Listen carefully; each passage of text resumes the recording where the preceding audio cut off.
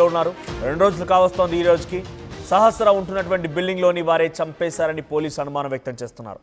హత్య జరిగినటువంటి సమయంలో మరెవరూ ఇంట్లోకి అక్కడికి వెళ్ళలేదని చెప్పి పోలీసులు గుర్తించారు. అయితే ఇప్పటికే నలుగురిని విచారించారు పోలీసులు. సహస్ర హత్యపైన తల్లి రేణుక, తండ్రి కృష్ణను కూడా విచారించారు పోలీసులు. వ్యక్తిగత కక్షల నేపథ్యంలో లేదా ఆర్థిక గొడవల నేపథ్యంలోనే ఇదంతా జరిగి ఉంటుందా అనే రకం కూడా పోలీసులు ఆరా తీస్తున్నారు. వేలిముద్రలు, సెల్ ఫోన్ డేటా ఆధారితంగా కూడా దర్యాప్తు చేపడుతున్నారు. సహస్ర ఒంటిపైన 20కి పైగా కత్తిఘాట్లున్నాయి.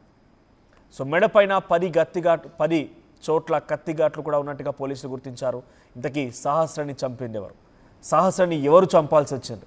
సహస్రపైన ఎవరు కుట్ర పన్నారు? ఆ 12 ఏళ్ల చిన్నారి పైన ఎవరు ఇంతలా కక్ష పెంచుకున్నారు? 20 కత్తిఘాట్లు ఉన్నాయంటే ఆ చిన్నారిని ఎంత దారుణాతి దారుణంగా, ఎంత పాశవికంగా, ఎంత దుర్మార్గంగా హతమార్చారో మనం అర్థం చేసుకోవాలి. ఇంతకీ ఆ అమ్మాయి ఆ సమయంలో ఎవరు లేనటువంటి సమయం చూసి ఆ అమ్మాయిని ఎవరు టార్గెట్ చేసి ఉంటారు? అసలు ఆ సమయంలో ఆ అమ్మాయి ఒంటరిగా ఉంటుంది అని చెప్పి గమనించింది ఎవరు? సో ఏదేమైనా పలు అనుమానాలు, పలు సందేహాలకే ఇక్కడ కేసు చుట్టూ తిరుగుతున్నాయి. ఇంకా పోలీసులు నిర్ధారించుకోలేకపోతున్నారు. ఒకసారి ఈ ఘటన పైన అటు సహస్ర తల్లిదండ్రులు ఏం మాట్లాడారో చూద్దాం. ఏం జరగలేదు సార్, గొడవలు లేవు, ఎవరితో గొడవలు లేవు. మా చిన్న చిన్న మనస్పర్ధలు ఉంటాయేమో కానీ మా అంటే చిన్న చిన్న మనస్పర్ధ కింద వాళ్ళతో ఉంటుంది.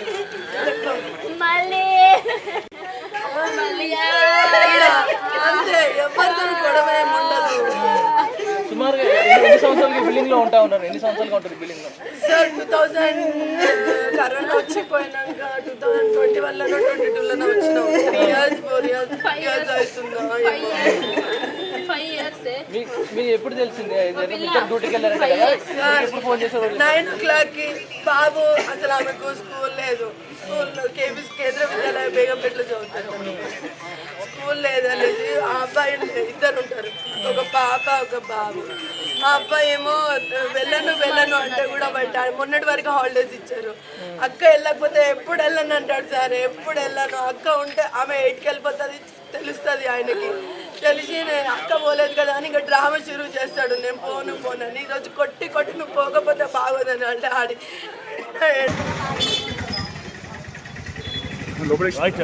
సో ప్రస్తుతానికి ఇది ఆ తల్లిదండ్రులు చెప్తోంది. మాకెవరితో విభేదాలు లేవు, ఎవరితో గొడవలు కూడా లేవు, కానీ మా కూతురు ఇలా చనిపోయిందో తెలియడం లేదు. ఇది ఆ తల్లి ఆవేదన, ఆ తల్లి యొక్క ఆందోళన. సో మా ప్రతినిధి శిల్ప కూడా సిద్ధంగా ఉన్నారు. శిల్ప, ఏంటి సహస్ర అనేటువంటి ఆ చిన్నారిని ఏంటి ఇంత 2 రోజులు అవుతోంది, తన ఇంట్లోనే ఉంది అంటే ఇంట్లో ఉన్న వారికి కూడా రక్షణ లేదా? ఇంట్లో ఉన్న వారిని కూడా సేఫ్గా ఉండలేరా?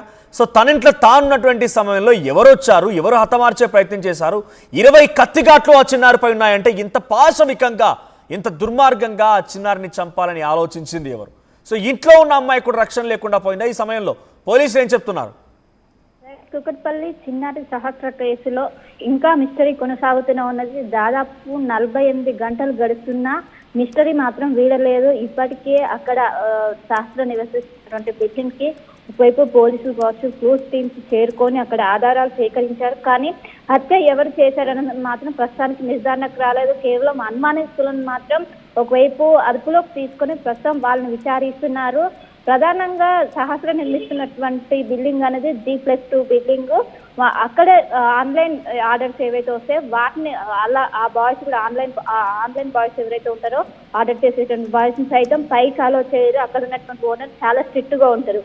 కానీ మొన్న ఆ సమయంలో తను ఊరికి వెళ్ళారు, ఓనరు అక్కడ లేరు, ఇంటి దగ్గర లేరు, ఊరికి వెళ్ళడం చూశారు. సో ఖచ్చితంగా తెలిసిన వాళ్ళు చేసి ఉంటారంటూ కూడా ఒకవైపు పోలీసులు మాత్రం నిర్ధారణకు వచ్చారు. ఆ బిల్డింగ్ లో సీసీ కెమెరా అనేది లేదు. పక్కన దాదాపు ఒక 50 అడుగుల దూరంలో ఒక బిల్డింగ్ ఉంది. ఆ బిల్డింగ్ లో సీసీ కెమెరా ఉన్నది. ఆ సీసీ కెమెరాను పోలీసులు స్వాధీనం చేసుకొని పరిశీలించాక బయటి వాళ్ళు ఎవరు కూడా ఇంట్లోకి రాలేదంటూ కూడా నిర్ధారణకు వచ్చారు. ఖచ్చితంగా ఆ బిల్డింగ్ లో ఉన్న వాళ్ళు ఎవరో ఒకరు చేసి ఉంటారంటూ కూడా పోలీసులు ఈ యాంగిల్ ఆధారంగా ప్రస్తుతం అయితే ఇన్వెస్టిగేట్ చేస్తున్నారు. ఒకవైపు అదే బిల్డింగ్ లో 2nd ఫ్లోర్ లో వరిసకు చెందినటువంటి సంజీవ్ రావు అనే వ్యక్తి నివసిస్తుంటారు. సంజీవ్ రావు వ్యక్తికి గతంలో తన భార్యకి చేతబడి చేసినట్లు కూడా పోలీసులు గుర్తించారు. తను చేతబడి చేస్తారు. ఒకవైపు ఈ తాంత్రికులు ఈ కూడా తను నమ్ముతాడు, దైవభక్తి కూడా తనకు ఎక్కువ అని కూడా తెలుసు. సో ఈ క్రమంలో బాలికను అదే విధంగా ఆ కోణంలో ఏమైనా హత్య చేసి ఉంటారు. ఎందుకంటే ఒకవైపు గొంతు పైన దాదాపు 10 కత్తిపోట్లు ఉంటాయి, ఇంకోవైపు కడుపు పైన దాదాపు 10. ఖచ్చితంగా ఆ యాంగిల్ ఏమైనా ఉంటుంది. మొదట ఏమైనా లైంగికంగా వేధింపు చేసి అనంతరం హత్య చేశారని పోలీసులు ఇన్వెస్టిగేట్ చేశారు. కానీ తర్వాత తనపైన ఏదైతే పోస్ట్ మార్టం రిపోర్ట్ లో తన పైన ఎలాంటి రేప్ అటెంప్ట్ కూడా ఎలాంటి జరగలేదని నిర్ధారణకు వచ్చిన అనంతరం ఏదైనా చేతబడి కోసం ఇదంతా చేశారంటూ కూడా ప్రస్తుతం అయితే పోలీసులు ఇన్వెస్టిగేట్ చేస్తున్నారు.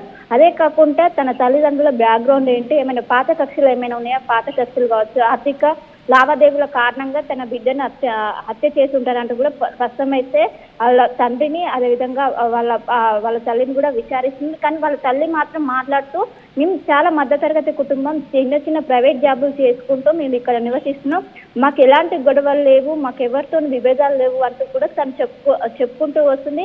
ఇప్పటికే నిన్న వాళ్ళ ఊరికి వెళ్ళారు, సంగారెడ్డిలోని తన సొంత గ్రామానికి వెళ్ళి అక్కడే అంత్యక్రియలు నిర్వహించారు. అక్కడ పోలీసులు వాళ్ళని అదుపులోకి తీసుకొని విచారిస్తుంది. ఎందుకంటే వాళ్ళకి సంబంధించి లావాదేవీలు కావచ్చు, గతంలో ఏమైనా గొడవలు అలాంటి ఏమైనా ఊర్లో కావచ్చు, ఏమైనా ఊర్లోకి సంబంధించిన బ్యాక్గ్రౌండ్ కూడా ప్రస్తుతం అయితే పోలీసులు విచారణ చేస్తున్నారు. నిన్న అక్కడ ఏదైతే సహస్రం ఉంటున్నటువంటి బిల్డింగ్ కి ఒకవైపు డీసీపీ బాలనగర్ డీసీపీ అక్కడ చేరుకొని అక్కడ పరిశీలించారు. అనంతరం అక్కడ ఉన్నటువంటి బిల్డింగ్లను మొత్తం కూడా ఒకవైపు సహస్రం ఉండే బిల్డింగ్ కాకుండా పక్కన ఉన్నటువంటి 2-3 బిల్డింగ్ లో ఉన్నటువంటి కుటుంబాల సైతం ప్రస్తుతం విచారణ చేసిన. ఎందుకంటే ఎక్కడ కూడా ఒక క్లూ అనేది లేదు, పక్క ప్లాన్ ప్రకారమే ఇదంతా చేశారంటూ కూడా ఒకవైపు పోలీసులు నిర్ధారణ. ఎందుకంటే ఆ సమయంలో ఒకవైపు ఓనర్ ఇంట్లో లేరు, అదేవిధంగా తల్లి పనికి వెళ్ళింది, తండ్రి కూడా లేకపోవడంతో పక్కా ప్లాన్ ప్రకారం తను ఒకటే ఇంట్లో ఉందని తెలిసే ఎవరు కూడా బయట వాళ్ళని మాత్రం ఆ బిల్డింగ్ లోపలికి అలో లేదు. బయట మనకు బోర్డు కూడా కనిపిస్తుంది, out side sir not allowed అంటూ కూడా.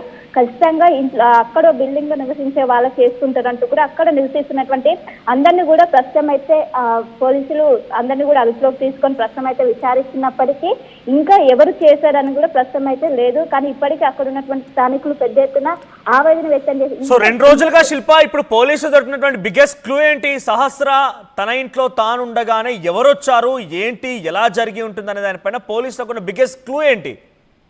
రైట్, పోలీసులు మాత్రం అక్కడ ఏదైతే కొంచెం 50 అడుగుల దూరంలో ఉన్నటువంటి సిసి కెమెరాలు అనేది అది కీలకంగా మారింది. అదేవిధంగా తన ఏదైతే తనని చంపినటువంటి రూమ్ లో ఒకవైపు వీళ్ళు ఏవైతే బయోమెట్రిక్ సంబంధించినటువంటి వాటిని కూడా సేకరించుకొని ప్రస్తుతం అయితే ఫోరెన్సిక్ ల్యాబ్ కు పంపారు. దాని ద్వారా ఎవరు నిందితులు అనేది కూడా తెలుసుకునే అవకాశం ఉంది. ఈ 2 ఒకవైపు సిసి కెమెరా, అదేవిధంగా తన రూమ్ లో ఉన్నటువంటి ఏదైతే థర్డ్ ఫ్లోర్ లో వాళ్ళ ఇంట్లో ఉన్నటువంటి అక్కడ ఉన్నటువంటి రక్తం కావచ్చు, ఇవన్నీ కూడా కొంచెం పెద్ద క్లూలుగా మారాయి. వాటిని ఆధారంగా చేసుకుని పోలీసులు దీన్ని ఇన్వెస్టిగేట్ చేస్తున్నారు.